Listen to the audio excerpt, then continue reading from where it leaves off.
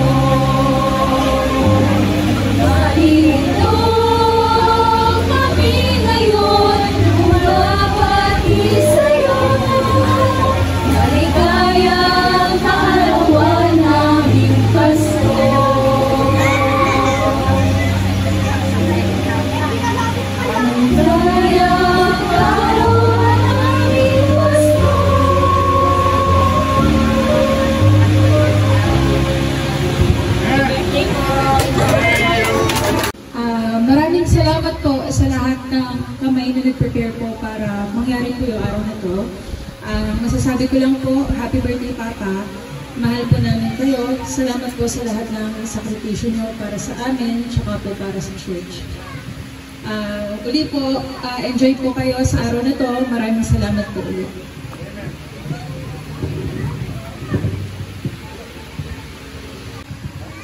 Magandang umaga po sa bawat isa at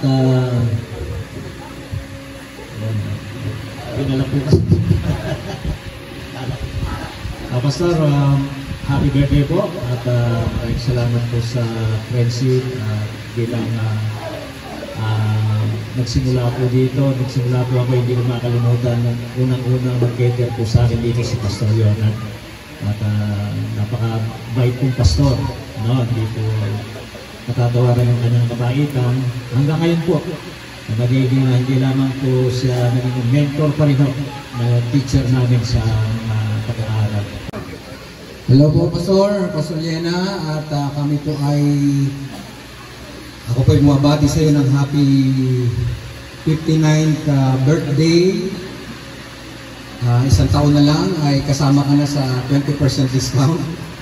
So, ang verse ko sa iyo ay yung Romans 14:8, for whether we live unto the Lord, for whether we die unto the Lord. Alam naman natin na sabi ng Jeremiah 3:15 na ang pastor po ay galing sa puso ng Diyos.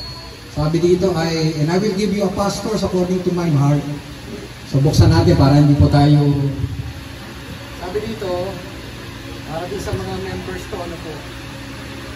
Jeremiah 33:15, Jeremiah chapter 3 verse 15. Sabi na, and I will give you pastors according to mine heart, which shall feed you with knowledge and understanding. So para po sa mga members, alam niyo po, Huli. Palagi ako huli.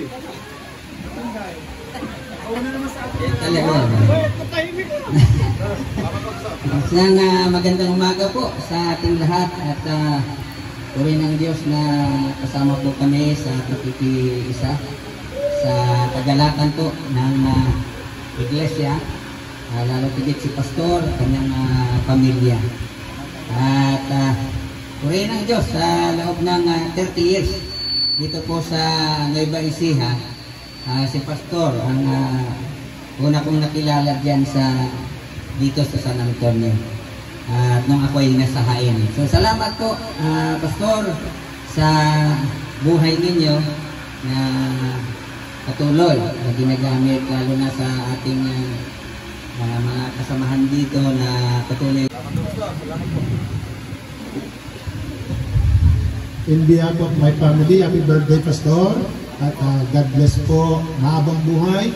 Last month, yung isang tatay sa church sa amin, pinag-celebrate namin ng 100 years. 100 years.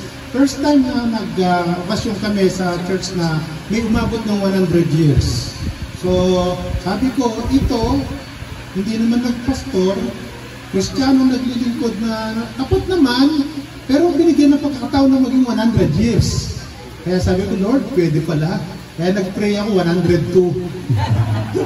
Pray kay Pastor Lena at sabay tayo 102. Ano kayo itsura natin? Pero salamat sa Panginoon. Happy birthday, Pastor. Sino pa, Pastor?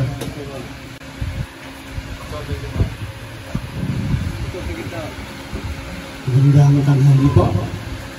Sabihin ko ay bumabati ng hanggang kaarawan sa ating pastor.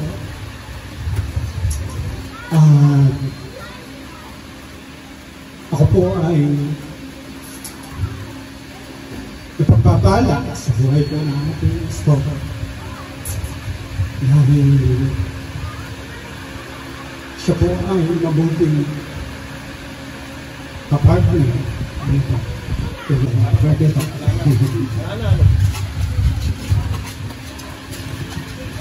Una sa lahat, ang birthday, Pastor. Pagka naabot mo yung edad ko, maligaya namin. Pero sabi ko ni Pastor, hinahabaan ng buhay. Dadagdagan ko pala yung prayer ko hanggang 80 gusto ko eh. 103 ako. Okay, salamat po at puri po Panginoon.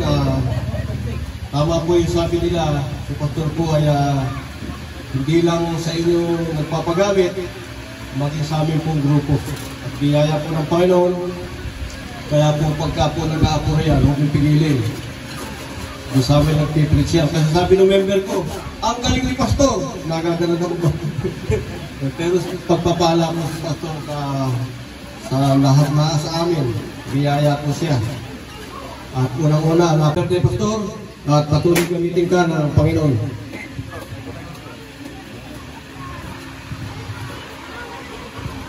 Ngayon naman po ay hingin po natin ang response po ng ating pastor. Sir? Magandang tanghali po sa inyo lahat. Maraming salamat po sa inyong surpresa. Hindi po inaasahan.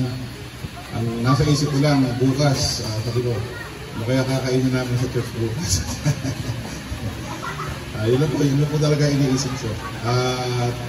Salamat po sa lahat ng mga kapatid na narito. Wala po sa aming mga miyembro.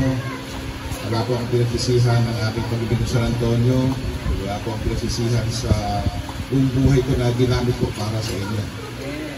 Gaya po isang magulang, isa lang po ang isang magulang, isa lang ang layunin sa anak. Nakita siya ibang tagumpay, masaya sa piling ng pamilya, maayos at malugang buhay, patuloy na naglilingkod at nagpapagamit sa Diyos.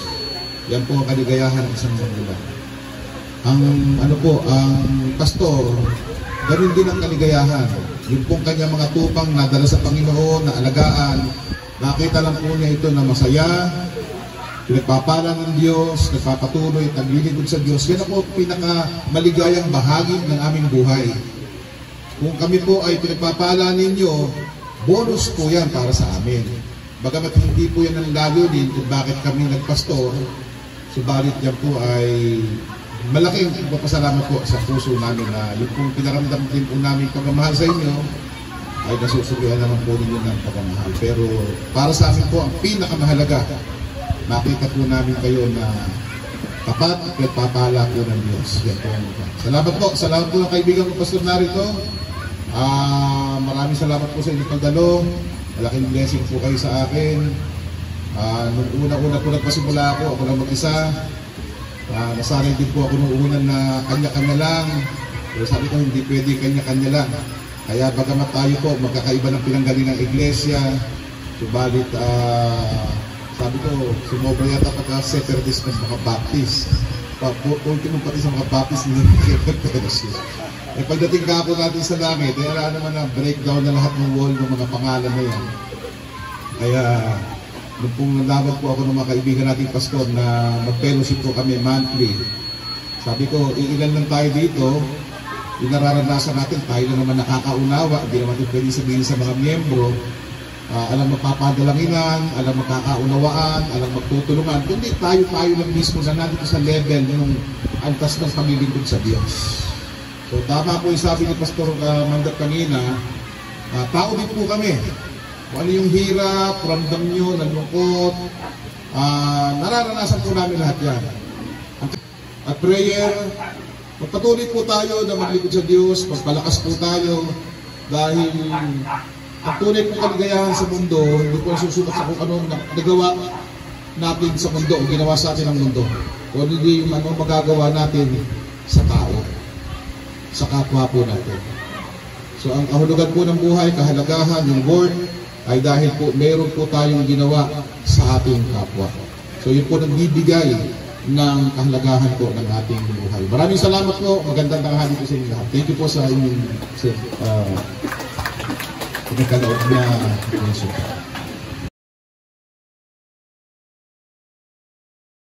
Hello po, Pastor. Happy birthday. I wish you good health and more birthdays to come. Happy birthday po. Hello po. Isang magandang hapon po sa inyong lahat po dyan sa San Antonio. Nais ko lang po na magparating po ng babot po ng pagbati po sa ating mahal na Pastor. Pastor, happy birthday po. Sana maging masaya po kayo sa inyong pong karawan sa araw pong ito. Wish ko lang po na sana lagi pong malusog ang inyong katawan at sana ay marami pang birthday ang dumating sa inyong pong buhay. Salamat po sa inyong pong pagmamahal sa amin po ng mga member nyo, ganun po sa alangsawa po ninyong paglilingkod sa ating pong mga kababayan sa San Antonio, ganun po sa ibang dako pa ng Pilipinas. Sana po huwag po kayo magbabago, magpatuloy po sana kayo sa naging mainit sa ating pong pananampalataya. Wish ko lang po, Pastor, sana more birthday to come. Thank you. God bless. Bye. Sabay di, Pastor. Magandang umaga po, Pastor. Suksan ko, galaw. Happy birthday po, Pastor. Nawa po ay marami pa pong taon ang dumating sa iyo and wish you all the best po.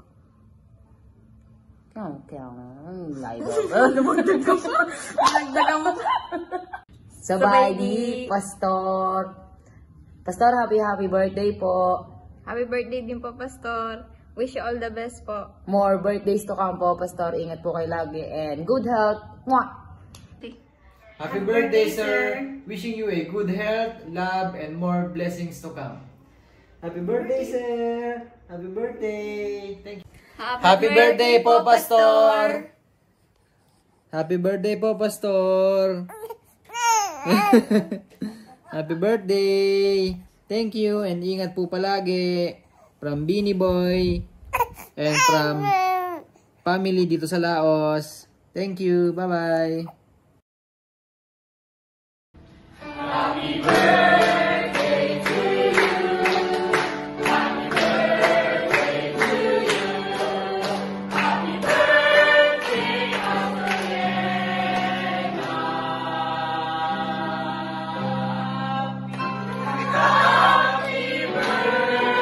birthday to you.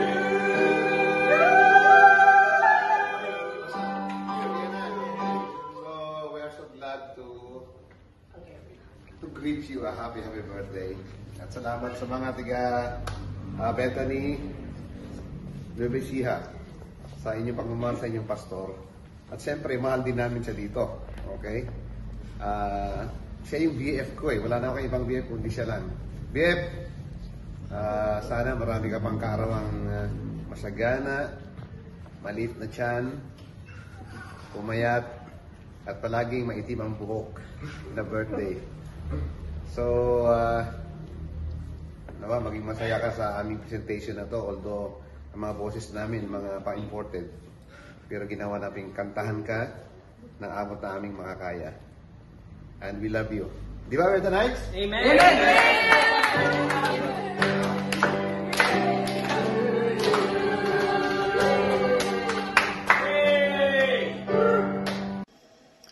In behalf of North Shore Bethel Missionary Baptist Church here in Auckland, New Zealand, a very happy birthday to you, Pastor Leonard. We hope and pray na bigyan ka ng ating Panginoon ng patuloy na mahabang buhay at kalakasan at siya ay patuloy mong mapaglingkuran at mabigyan ng kaluwalhatian. Please enjoy your special day with your family and with your loving church. God bless.